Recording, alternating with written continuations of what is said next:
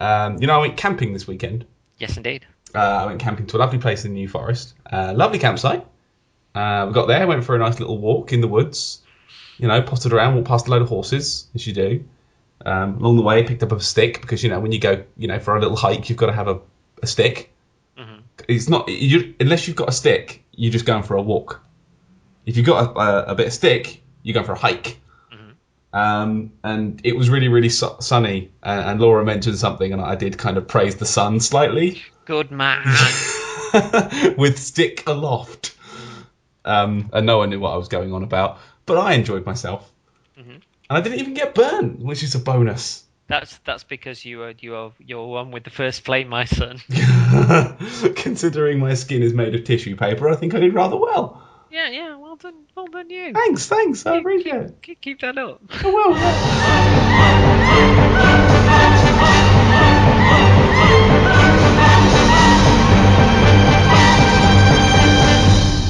Hello again, everybody. Welcome to Twin Humanities, the Dark Souls podcast. My name is Paddy. Friend, who are you? I am CJ. I am still CJ after all these episodes. Still? CJIB. CJIB. That makes me sound like a robot from Star Wars. If you're not needing me now, I'll shut down. Whoa. That wasn't me. That wasn't you. All my protocol. I dropped my microphone in the excitement. I just really like robots, I'm sorry. Yes. You hope so. Yeah. But anyway, this is the Dark Souls podcast. Last week we were talking about Izlith and the Bed of Chaos and all that horrible stuff down there. And this week we're moving on to what many consider to be an optional area of the game. You don't have to go here, which is the Great Hollow and Ash Lake. Okay. Now, I think, like you were saying before, people don't tend to go there because it is kind of hidden. Yes. Like, I didn't even... I thought, okay, where is it? I couldn't even conceive of a direction that I'd not been at this point. I thought, where haven't I been? And it's right down at the bottom of Blighttown, right at the bloody back in the swamp. It's kind of a piece of sort of ramped wood, isn't it? That spirals up, and then I think there's two illusory walls. Oh, there's a couple. Yeah, I got really confused and lost a couple of times. It took me long enough to get up the tree because I went looking around the tree first because I sort of saw stuff in the distance, and I hold no pride in saying I got poisoned at least 7 times running around the bottom of that. And you think, should I just take it, accept the poison and just keep drinking Estus, or should I keep healing it and getting rid of it? And I settled for a balance of the two in the end, so I got poisoned. Even with my good poison gear on, I still got poisoned way too much. Walked through a bunch of leeches down the bottom. Are they leeches? Yeah, they're those kind of big slugs, but that kind of remind me of those sour taffy things that you get in supermarkets, like the sort of sour green licorice. Yeah. When you bend them up and you lob them in your gob. You kind of remind me of that. Because I start salivating when they're coming towards me. I'm like, well, no, come towards me, licorice. Come towards me. I have lots of things to tell you. That goes me the other way. So if I see one of them, I'm going to go, oh, no thanks, it'll bite me. It might puke fire at me again. Yeah, you might go into the supermarket and see some now, and you're sort of like, oh, we can't pick that up, Laura. What if it jumps us? I don't mean that in a sexual way, obviously. No, not at all. Terrible. Well, I've noticed a lot of stuff at the bottom of Blighttown is a bug. Like, you've got the spider things. Everything on the bottom floor, really, in the swamp seems to be a bug of some kind. You've got the spiders. You've got the bloody flies. Jesus Christ! They're not so bad once you kind of accept that you have to be Johnny McArrow. Yeah, I just the flies just. I was moving through and I came through the back way because I kind of heard how to get to it. I think you've told me how to get to it. Sort of come in the back way at Blighttown, go all the way down to the bottom, and then sort of trundle up from there. There's 19 flies in that area. And they just fly. Doesn't matter where you are, they will know. Flies that fly, that'll never catch on. God, in all your creation, why come up with these crazy concepts? Flies that fly. Walk. But yeah, they literally come at you from all directions, and I forgot how annoying they were. And it's the ones that got stuck in the floor that annoyed me. They come towards you, but because you're high up, they come at an angle, sort of rising up towards you. And if you're stood on a platform, very often they'll get stuck under the platform. And you've got to kind of either do like find a weapon that's got a low sweep, or switch to two-handed and do like an overhead sort of swing to get rid of them. But they were more annoying than challenging on the second run through. Yeah, and then you got these leeches at the back as well. And I was convinced that the way up wasn't the big tree, that it was somewhere in the back of the swamp. And I ran around for a good 15, 20 minutes in that bit of swamp, making sure I'd got everything. But yeah, went up the not scary looking ramp at all. I saw a sign on the floor that said fake wall. I was like, stab. Went in, I got my chest. I was like, yeah, brilliant. Now what? And it didn't seem to be an obvious way forward. I sort of ran back out. I looked around, I ran back in. And you know when you, kind of like you would in the real world, you kind of sit there and look at it and think, what, maybe? No? And you sort of run in, you look at the back of the wall and you look at the ceiling and you kind of just potter around and try and work out what you've done wrong. And then out of frustration, I started attacking the wall and it broke. I was like, oh, okay, brilliant. But generally in Dark Souls, if there's an illusory wall and you got a chest at the end of it, you kind of think that was the reward for you getting through the illusory wall. You wouldn't think, yeah, oh, I bet there's another illusory wall behind that chest. You wouldn't even think it for a second. Not at all, Dark Souls, bloody Dark Souls. Yeah, and it's like if you didn't know, like you'd assume that was the secret from that area and walk off. Like, I did. Like it's really obscure with this one. Like it really doesn't give you any hints as to how to get there at all. And unless you kind of know, or you're kind of just stabbing everything in frustration, I don't think you'd find it on the first run. Yeah. But I did find it, and I went in and I spent rather too long going up and down bits of tree.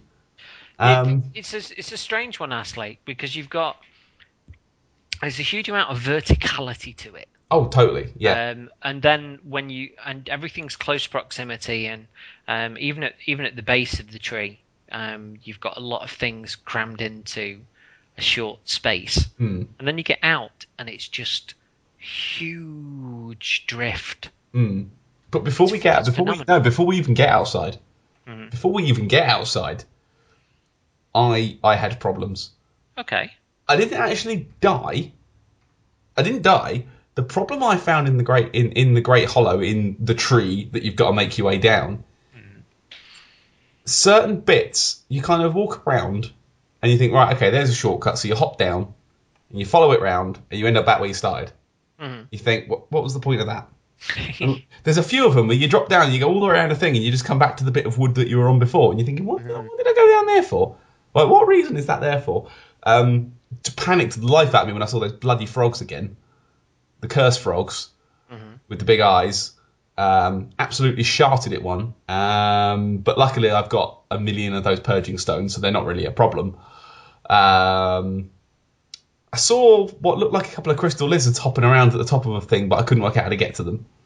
So I gave up. But yeah, I thought just getting down that thing took so long, because I was kind of going very carefully, because you know what it's like when you're walking on a thin platform above a big thing, and there's roots kind of sticking out. You're trying to kind of walk around awkward corners and not try and fall off. So you kind of it's that fear of the unknown as well. Yeah, you're sticking your shield up and you're kind of creeping around stuff, and it just took so long to get down. And I was getting misdirected all the time, thinking, well, is that the way down? And sort of, you know, you make like a leap of faith and you land on a platform, but you get a bit hurt. You know, you don't fall off, but you do get hurt. A couple of times I'll get to a couple of things where it felt like it was glitched, and I couldn't sort of go back from them, when the path back out was only like 6 inches off the one that I was stood on. And I was sort of running against this tiny sort of 6-inch curb, and I couldn't get up it, and I had to sort of jump across a gap to survive it. And that was panicky. But yeah, and then as you get sort of further down, you start meeting the mushrooms, which is kind of cool, seeing all the fungus inside the bottom of the tree, which is, I really like that. Seeing the mushroom friends, and you've got the little mushrooms that go aggro on you again. It's like, you little aggro mushroom gits. Behave. I'm not attacking you this time. And they just run for you. It's like, yeah, piece of piss. Yeah, you're cutting through them. Half the time they're diving at you and they're falling on their face, and you laugh. Because, haha, you tripped, lol. Few of the big lads, though. Yeah, then the big lads come around the corner and you shout at one. Yeah. Think, oh, I remember this. It's almost that deal when you see them in the forest, just like, and they start running like, "Gonna tell me, Dad!" Yeah, the You're same like, thing. Yeah, no, no, you're not. they loom round the corner, and my only death in the Great Hollow came in that particular bit because I rolled out the way of a punch, and yeah, I got glitched in a little kind of nubby corner, Okay. and I had to just stand there and wait to get punched to death. I couldn't get out for love nor money. I was rolling, I was dashing, I was doing everything I could, and I was just stuck in this bloody hole. So I died at the hands of a big mushroom. But the second time I was much better, and I kind of knew which trunks to go for, so I could kind of just hop down a bit quicker, and it was much faster the second time. Cut through the mushroom end, still dangerous, but you know, you back off and you back in, you back off and you back in. I kind of got to the bottom of the Great Hollow, and it didn't feel like the best area. So I mean, of all the ones, like just the tree, the journey down the tree, it didn't feel like the best designed area of the game. There are ones that I've enjoyed a lot more that have incorporated that kind of verticality. Sen's Fortress in particular, where you can sort of see down to bits you've already been to, and it's kind of a dangerous sort of climb. And this didn't really feel as dangerous. I think it's a different animal to sense in itself. Mm. But I don't know. I think that it's a quieter level. It's more considered within the silence, and even when you get outside, it's beautiful. Mm. I mean, that's what made the whole trip worth it. Well, I mean, when you've got Onion Bro, that's one of the deaths of Onion Bro when his daughter kills him in Ash Lake. Damn, things I'll never see. Yeah, but it's an incredible moment. So you know that level of serenity from the sand and the sea and the sky. Yeah, but you come out at the bottom, and it's almost like you've sort of stepped into another world. Yeah, it's almost like an oasis, isn't it? Yeah, it's like a kind of holiday resort in the way. Where you're going on holiday? Oh, I'm going to Ash Lake. Oh, yeah, lovely. and like Gonna get some sunbathing in. Oh so, yes, I burnt last year though. So for the listeners, I'm going to try and explain what you see when you come out the bottom. So you come out the bottom of the big tree, and you've been running down this tree for a long time, and you've been going down and down and down and down and down and down and down, and you sort of come out the bottom. And from what you can see, it feels like you're underwater when you come out. And you see a whole bunch of trees stretching off into the distance, like in Lord of the Rings in Moria. Okay. When you look out and you see all the columns just stretching out as far back as you can see, and there's trees, giant trees, like the one you came out of, sticking up out of the ground. You know, kind of like half a mile intervals apart from each other, but there's still like you can still easily count, a good 100 of them all around you. And they reach the top. At the top of the trees, they don't have kind of tops, they're just giant trunks. And it's almost like you're underwater and you're looking up at the top of the water. There's like a sort of foggy, misty kind of effect at the top. And it feels like you're underwater when you first come out until you notice the lake that they're all sat in. Mm-hmm. And you're thinking, am I underwater? Am I in the netherworld? Yeah. And I was getting flashbacks to Soul Reaver of all games. Oh, that's a good button for you to have. It's a great button for me to press because it's like everything's blue and green, and it doesn't feel like I'm quite in the real world anymore. And my initial thoughts when I came out of the bottom, before we kind of move on the sand, my initial thoughts were that I was in some kind of otherworldly place that wasn't really part of Lordran, in the sense that you can summon in a friend. Or summon in other people to your world. Mm-hmm. I was wondering if maybe all of these trees connected to their own world, and you're coming out of the bottom of your tree, and all these other trees that are out there are also connected to different worlds as well. That's the effect I got when I came out the bottom. It's possible. I mean, they've played in with the fact that the all time is kind of interconnecting in of itself. So that's a really good theory. Yeah, and it looked sort of mysterious enough that it could have been that, like the Nexus of realities, as it were. And that's what I thought. Look at all these. I wonder if they connect to other people's worlds. Mm-hmm. But you sort of have a look around. You enjoy the kind of view. And you sort of see a lovely sandy beach on the floor. You think, oh, look at that lovely sandy beach. Go for a nice little thing. Grab me bucket and spade. Put me suntan lotion on, as you do. Mm-hmm. You trot along and you see a handy little bonfire. So you think, oh, I'm going to sit there. That's good. Awesome. I haven't got to do the tree again. Sit down on the thing. And you sort of trot down the beach and you look to your left and you see another Hydra. And then you slightly do a poo. Did you get the moment where it jumps the divide? It took a while, but I did. It's amazing when it happens because it's almost like you're watching some sort of flyover. That you're actually there in your character's head going. It's like an aircraft carrier. It's really big. God, Yeah. You're aware of the how voluminous it is in the air. Like you get a sense of how much of the Hydra you're not seeing as well when it does that, because it's got like a whole other fat ass body behind it with tentacles and stuff hanging off the back, and it's like, Jesus, this thing's huge. Like to the sort of scale you've not seen, apart from maybe the Storm King from Demon Souls, that sort of size. You're thinking, bloody Christ. Look at the size of this bugger.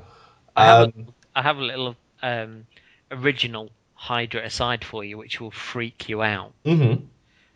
You know where you fight the Hydra originally? Mm-hmm. The one in the back of Darkroot? Yeah. Yep. Do you realise that in the DLC, that's where you fight Calamite? Is it now? It is. And when you apply that, the point where you go down the stairs from Artorias, and if you turn left and you go right to the end where there's a dead end, that's the equivalent of where Manus grabs you and pulls you back in time. Whoa! That's the whole flooded bit where you find sort of. I can see it now, actually. it's doing my nutting. I was listening to the latest Bonfire Side chat the other day, and they were pulling some of these out. And as soon as you think about that battle with Calamite, and you think about the waterfalls and the surroundings and stuff, you just think, oh my god! Not like, oh god, that was really obvious. Why didn't I notice it? It was like, oh, really? I suppose it makes all the difference as to what angle you come at something, doesn't it? Mm-hmm. Like if you come at something from the back way, like the amount of times I've walked home on the wrong side of the road and thought, where am I? Also, it was pointed out as well that just to lead back into DLC again, that the similarity between Artorias' moves and Sif's moves, and I was like, oh god, yeah, Yeah. and it just it freaked me out. You know what I'm like with the DLC stuff, anyway. Yeah. Well, yeah. I mean, I was the one that pointed that out to you. Remember? Because I fought Artorias like 30 odd times. And I started to learn exactly how he moved, and I made the link. Yeah, I told you that. Yeah. Yeah. Okay. I'd forgotten about that. Oh, how could you forget? I forget so easily. But yeah, the Hydra fight in the bottom of Ash Lake. I kind of went at it the same way I did before. He just ran up, try and bait it out to do the big head slam move, and I was kind of taking a lot of the heads off. I thought there's only 3 heads left. He hasn't jumped yet. So I kind of ran and sort of hid behind a tree. And I thought, right, I know it can jump. Let's make this good. So what I did is I went to my gestures menu and I found the wave.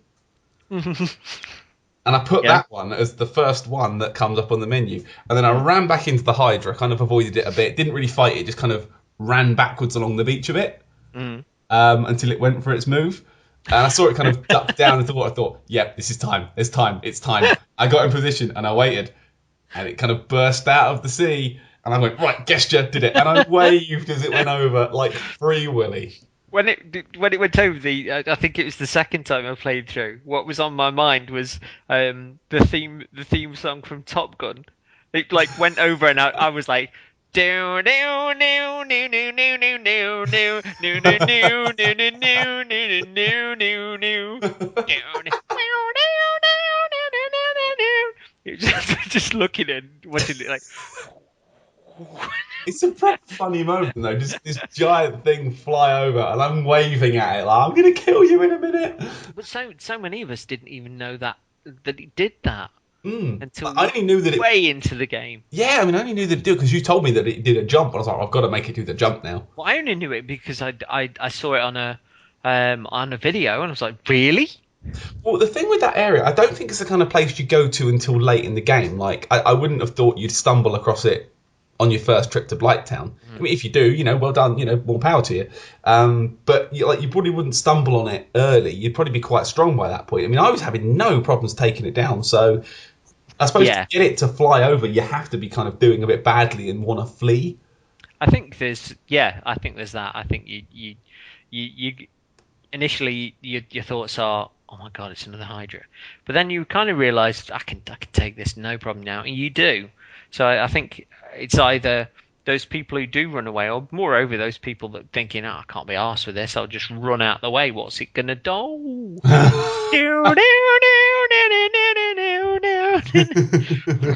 Clever girl. Playing with the boys. Volleyball with the Hydra. Something I didn't like on the run down that beach away, the clams were back. Yes, they were. Oh, the bloody clams from the Crystal Caves. I wasn't ready because I'd expended all my pyromancy by this point.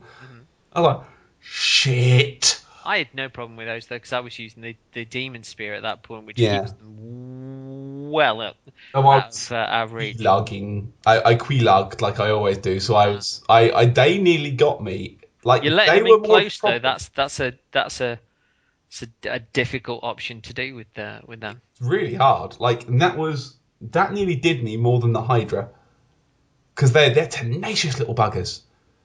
And I've kind of got the Crystal Caves to a point where I can literally farm that without even looking at the screen now. By run to bonfire, stock up on pyromancy, run back, great fireball, pick all the stuff up, leave. I can't do that like now. I had no pyromancy, so I was kind of just swinging my sword blindly and running away and equipping my bow and kind of running backwards and shooting when I got a chance, like a complete coward. But yeah, potted around a bit more around the area, found the sort of secret bit in the back of the Great Hollow where there's some more loot at the very bottom. I think you have to go around the back of the, where you first see the Hydra, you can kind of run around the back of the tree and go in the middle. Really long run to the next bit of tree, isn't there? Yeah. Long, sandy, open run. And you kind of do look around a bit. And I was kind of, admiring the scenery as I was pottering past. And again, thinking, I wonder if these are other people's trees. Like, just reeling with thoughts about what it could be. Like, are these my trees? Are these other people's trees? Whose trees are these? I didn't care about the Hydra. I didn't care why there was a Hydra. I thought, whose trees do these belong to? It's like I'm a member of a council. Who's put this here?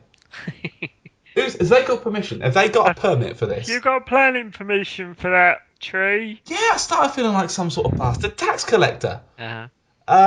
But I pushed on. I thought, right, there's another tree. Let's have a look at this other tree that they're taking me to. And I went in the tree. And as you meander in, you go in, and it kind of gets a bit dark as you go in the tree, thinking, maybe this is a real boss. You're thinking, oh, fuck, here we go. And you sort of walk up slowly and you see a bonfire. You think, good, okay, there's a bonfire. And there's a big angular looking thing in front of me as well. What's that? What's that big angular looking thing that looks a little bit like a sort of a big M? Like a big M. And you walk up to it slowly, and then just sort of about 6 feet from the bonfire, the big M wakes up and it unfolds its wings, and it turns out it's a dragon. Bloody panted it. I get the feeling that dragon's hiding. Yeah, I actually ran away. I think fled. I think that the whole area seems a little bit like a dream, and I don't know if that's just a very weak dragon that's hiding from Seath. But it's called the everlasting dragon, I think, is the name that comes up, or the stone dragon is the name of its warp point. If you I forget what you have to give it. I think it's dragon scale, isn't it? But if you do give it dragon scale, it gives you something really funky in return. Yeah, really funky. It gives you essentially a dragon's head, and you. I think it takes I think it might take the right two from your weapon. Okay. And you essentially breathe fire, like electric fire. That's beautiful. And if you upgrade it, there's two upgrades for it. One, I think 20, and one something like 50 or something like that. I'm not sure, but the second one's even more powerful. It's not. I mean, I had the first one just for the sake of wanting to see it, and it does look amazing because your neck stretches up. It's like this metallic dragon's head. It looks awesome, and it doesn't do massive amounts of damage, but it's kind of, I suppose it might be fun to have as a backup and stuff. But I think you are trading a So you right kind to of grow a dragon head. Yeah, you've got I've seen people invade with that on. Yeah, Maybe that's what it was. yeah, but Ah. it looks sort of cooler than it probably is, but it's an interesting thing in itself. Here's an interesting theory that's just occurred to me. It might not be true. I might be completely talking out my arse here. It's quite a tall head, isn't it? Like, yeah. I think I know the head you mean. It's quite a tall head. Ormstein's helm's about the same height. Yeah, it's a similar sort of thing that it gives you to Ormstein's helm. Is Ormstein a dragon under there? Nah, that's just armour. No, you think? Yeah, it's just armour. Oh, that would have been cool. If he was a big dragon slayer and it turned out he had a dragon face underneath, that would be, oh, you backstabbing bastard. Speaking of backstabbing, you know there's that really nice dragon there that doesn't do anything? Yeah. Cut off its tail. Really? Yeah. I don't want to. He's a nice bro. Yeah, he doesn't react at all. Yeah, I did run back eventually when I realised he wasn't going to start puking poison blood on me like the ones you meet in the Valley of the Drakes. That's what the thing in my head said. Oh crap! It's another zombie dragon. I heard a few things about From Software's sense of humour this week, which made me smile. Yeah. Yeah. One was in a conversation between VartyVidya and Epic Namebro on Twitter, funnily enough, and one of them was on Bonfireside Chat when, with regards to initially with regards to the new content, when you get down there, you meet Elizabeth. You remember? Mushroom. Yeah. And she's Dusk's grandmother. Yeah. And throughout the and they're both. Here's my question. She's Dusk's grandmother. How did that happen? Can't tell you, mate. Ugh. Anyway, and they're from Ulusil, yeah. And you at the end of the DLC, you rescue Dusk. So essentially, this is where the From Software giggle comes in. Essentially, you're rescuing a princess from the Mushroom Kingdom.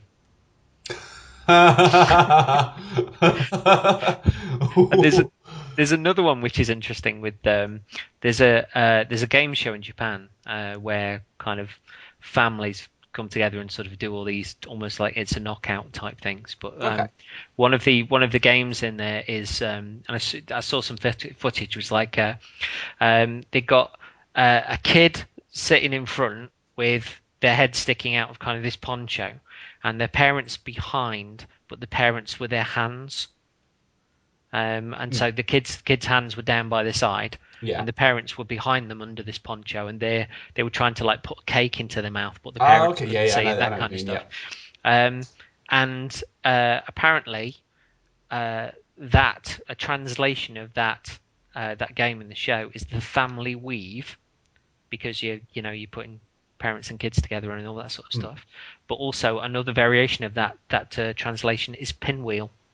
Oh. And then you've got Pinwheel, who is the father, the son, and the child. All shoved under a cloak. Yeah. Which is... I just... Honestly, it just blows my mind. That's creepy funny. It genuinely blows my mind. I like that. And also, another sort of thing that came from the Bonfireside Chat, that was... they did some research on Manus, and apparently Ulusil was talked into digging up Manus by a serpent. So it was either Frampt or Caft that talked them into it. And this is the really interesting bit, that it's believed that Manus, because you know how the Dark Soul was split up, and it was corrupted amongst the different the Witches of Izalith and stuff like that. That Manus is the corrupted furtive pygmy. Ooh. Yeah, so he's the only one from the start of the game that you haven't met, and it's believed that he's the furtive pygmy. And also, they were putting the perspectives on as to whether what Manus was doing was potentially right, because to bring in this age of this age beyond the fire, perhaps all this suffering had to go on to have things renewed again, and they went into tons of the lore. It's a really, really great episode. And for someone like me who nerds out mahusively over the DLC and the lore and stuff, And everything involved. Yeah, it was really cool. So Well, speaking of nerding out, I saw something the other day that might interest you. But before we get to that, just to sum up, Ash Lake and the Great Hollow, good, not great. yeah. They're all right. The view at the bottom of the tree made it all worth it, in my opinion. The view at the bottom of the tree, the actual tree down was take it or leave it. It's a level that's almost a little bit of an aside, I guess. Yeah, it always feel like it was just kind of stuck in, like it wasn't really properly finished off. Like you feel like there's probably more of a payoff. Well, I know that they were rushing to try and get the game finished for its initial release, which is one of the reasons why the DLC was cut and they started working on it. Yeah. When they finished, and I get the feeling that they wanted to perhaps do a little bit more with it. But yeah, they've done what they've done now, and I've got no complaints. No complaints. But I saw something mentioned, or it was listed on a site somewhere. Basically, the rumor was Demon's Souls 2 PS4 was the rumor that I saw, and it came. I think it was a listing by someone that's usually quite reliable with their listing. I think it's a website. They tend to list like stuff up that turns out to be true, and they're like, it's one of those things where it's like 9 times out of 10 the stuff they list up like 3 months before they're announced tends to be true. Bastards, isn't it? Couldn't it be? Because you see, I had this old deliberation recently where it's like, I could get a gaming PC, or I could I could just put that money aside for a PS4. I was like, well, there's nothing that's coming on the PS4 really, especially at launch day, that would mean getting a PS4. And I was like, when something's announced for it that makes me want it, then I'll get it. And that's you've known for the longest time since. Well, you remember how long ago it was that when I did that sort of Demon Souls 2 versus Dark Souls 2 article prior to any of it. Was long ago. Yeah, and quite prophetic, I think. But I think that would be a system seller, and I think I think Sony are probably realizing that now. And your mate over there, who said that it's his favorite game ever. What's his name? my mate Shuhei Yoshida. Yeah, your best friend. But I think it'd be a really smart move for Sony, because if anybody's got a brain cell there, they can see how big the game has become beyond Demon Souls. It's past cult hit, I think. Yeah, but I think that there's almost a swing round now, that if anybody smart is there and they're looking at Demon Souls went to Dark Souls, went on a couple of formats, went to the PC, became really, really popular, still massive after all this time. Dark Souls 2 is building up more and more momentum, sort of with every new piece of information. If they're essentially riding Dark Souls 2's gravy train if they announce Demon Souls 2 now, because one is going to benefit the other, which is something else that I put in my very prophetic article. But I'd be excited to see that, and I'd be excited to see who they bring in and who's working on it and what they're going to do. And I tell you one thing, that as much as I love Dark Souls, the moment that I see the Nexus again and I see the Maiden in Black, I'll cry on the spot. Because the Nexus is a wonderment of design. And I said a while ago about could you imagine if they did a PS4 sort of ad and they were being really quirky, and then it just went dark, and then it went, does that seek soul power? And then PS4 comes up. People would go nuts, absolutely we'd nuts. see an E3 clap. Yeah, I think people go bonkers, and that for me was the one thing that was missing from any of the announcements. Never mind the console involved. That one that just makes you go fuck. You know, the one that really takes you off guard and The just one that makes makes you put your paper down and look at the screen and go, brr. Yeah, it makes you kind of grip your hands together in some sort of, like, you want to do a triumphant jump and punch the sky, but movement isn't possible. But I think that'd be a really smart move. A really smart move. Well, if I mean, it's only a rumor, so it might not even be true. It's been building though, and I'm sure they put that sort of stuff to Yoshida at E3, and he was hinting, but he was a little bit cagey. Oh, he's got to be cagey. He's got to keep some surprise. Well, we've got Gamescom coming up in a couple of weeks. Yeah, and it's believed that just around the corner now. Nintendo are bringing the new Zelda to Gamescom as well. Oh. So it could be a good time for games. Yeah. Well, but no, the most important thing coming up. The most important thing coming up next week, of course, is that I've only got one more area to go now. Oh yeah. Then it's this is the final furlong. It's really good. The last level is the run for the finish. This is it. This has been what 24 episodes maybe. Yeah.